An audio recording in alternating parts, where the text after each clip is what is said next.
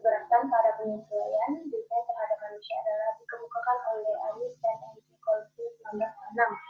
Mereka menyatakan bahwa ergonomi adalah kemampuan menggunakan informasi menurut karakter manusia, kapasitas dan keterbatasannya terhadap desain pekerjaan, mesin, dan sistemnya, ruang kerja, dan lingkungan sehingga manusia dapat hidup dan bekerja secara sehat, aman, nyaman, dan efisien.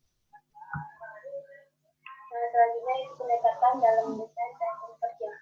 Secara umum, baik dalam memodifikasi atau mendesain stasiun kerja yang sudah ada maupun mendesain stasiun kerja yang baru, para perancang sering dibatasi oleh faktor finansial maupun teknologi seperti keleluasaan, modifikasi, pekerjaan, ruang lingkungan, ukuran, frekuensi alat yang digunakan, keseimbangan pekerja, dan populasi yang menjadi target. Dengan demikian, desain dan redesign harus selalu berkompromi antara kebutuhan biologi operator dengan kebutuhan stasiun kerja fisik, baik ukuran maupun fungsi alat dan stasiun kerja. Ini ada menurut Das dan Seguta 1993, pendekatan secara sistematik menentukan definisi stasiun kerja dapat dilakukan dengan cara berikut. Yang pertama, mengidentifikasi variabilitas populasi pemakai yang didasarkan pada etnik, jenis kelamin, dan umur. Yang kedua, mendapatkan data antropometri yang relevan dengan populasi pemakai. Yang ketiga, pengukuran antropometri perlu mempertimbangkan pakaian, sepatu, dan posisi normal. Yang keempat, menentukan kisaran ketinggian dari pekerjaan utama, penyediaan kursi dan meja kerja yang dapat disetel sehingga operator dimungkinkan bekerja dengan tetap duduk maupun berdiri secara bergantian. Nah, yang kelima, tata letak dari alat-alat tangan kontrol harus dalam kisaran jangkauan optimum. Yang keenam, menempatkan display yang tepat sehingga operator dapat melihat objek dengan pandangan yang tepat dan nyaman. Yang ketujuh, review terhadap desain stasiun kerja secara berkala. Nah, selanjutnya dapat kita lihat secara desain stasiun kerja,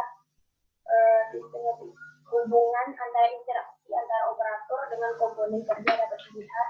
Di sana ada software, hardware, organisasi, lingkungan fisik. Berikutnya, pertimbangan antropometri dalam desain kerja. Setiap desain produk, baik produk yang sederhana maupun produk yang sangat kompleks, harus berpedoman kepada antropometri pemakainya. Di sini ada menurut Anis dan N.C. Contel 1996 membagi aplikasi ergonomi dalam kaitan dengan antropometri menjadi dua utama, yaitu pertama, ergonomi berhadapan dengan tenaga kerja, mesin, beserta sarana pendukung lainnya, dan lingkungan kerja. Nah, tujuan ergonomi dari definisi ini adalah untuk menciptakan kemungkinan situasi yang terbaik pada pekerjaan sehingga kesehatan fisik dan mental tenaga kerja dapat terus dipelihara secara efisien, produktivitas dan kualitas produk dapat dihasilkan dengan optimal. Nah, yang kedua, ergonomi berhadapan dengan karakteristik produk pabrik yang berhubungan dengan konsumen atau pemakai produk. Dalam menentukan ukuran stasiun kerja, alat kerja, dan produk pendukung lainnya, data antropometri benar-benar memegang peran penting. Nah, di sini ada jenis pengukuran antropometri. Secara umum, pengukuran antropometri dapat dibedakan menjadi dua jenis, yaitu pengukuran antropometri statis dan antropometri dinamis. Pemilihan mata ukur antropometri baik statis maupun dinamis dapat ditentukan berdasarkan fungsi dan kegunaannya. Sebagian atau keseluruhan mata ukur antropometri. Alat ukur yang harus digunakan untuk mengukur antropometri adalah antropometer. Nah, selanjutnya di sini ada desain stasiun kerja dan sikap kerja duduk.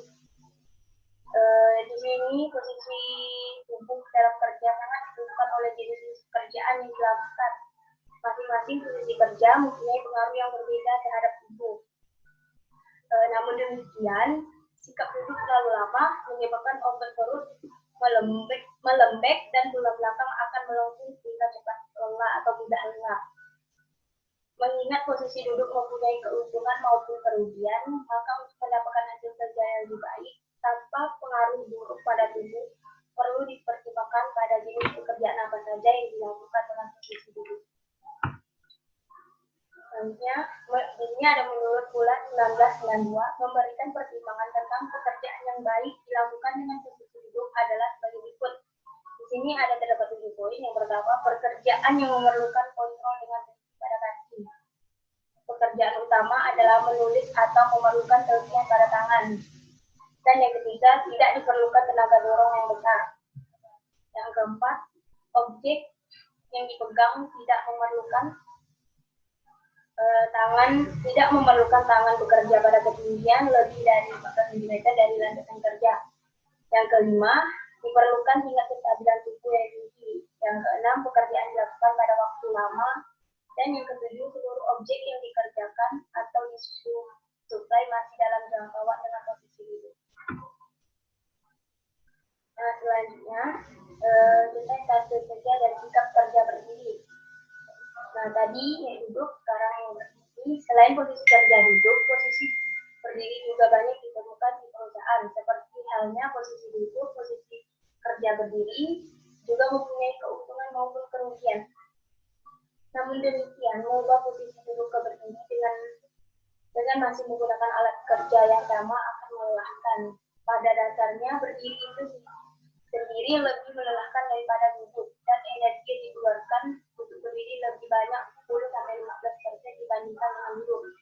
Pada stasiun kerja berdiri, apabila tenaga kerja harus bekerja untuk periode yang lama, maka faktor kelelahan menjadi sama. Nah, selanjutnya desain stasiun kerja dan sikap kerja dinamis. Desain stasiun kerja yang sangat ditentukan oleh jenis dan sikap pekerja yang dilakukan, baik desain stasiun kerja posisi duduk maupun berdiri, keduanya mempunyai keuntungan dan kerugian. Di sini ada menurut Park 1996 mencoba mengambil keuntungan dari kedua posisi tersebut dan mengkombinasikan dengan stasiun kerja untuk posisi duduk dengan berdiri menjadi satu dengan batasan sebagai berikut. Yang pertama, pekerjaan dilakukan dengan duduk pada suatu saat dan pada saat lainnya dilakukan dengan berdiri dan saling bergantian.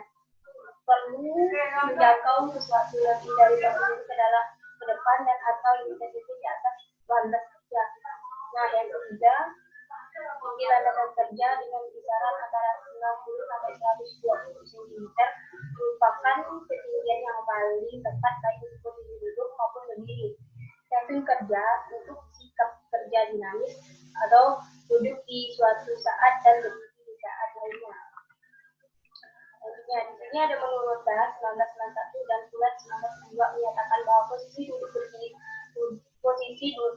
dan berdiri merupakan posisi yang terbaik dan lebih dikehendaki daripada posisi duduk saja atau berdiri saja.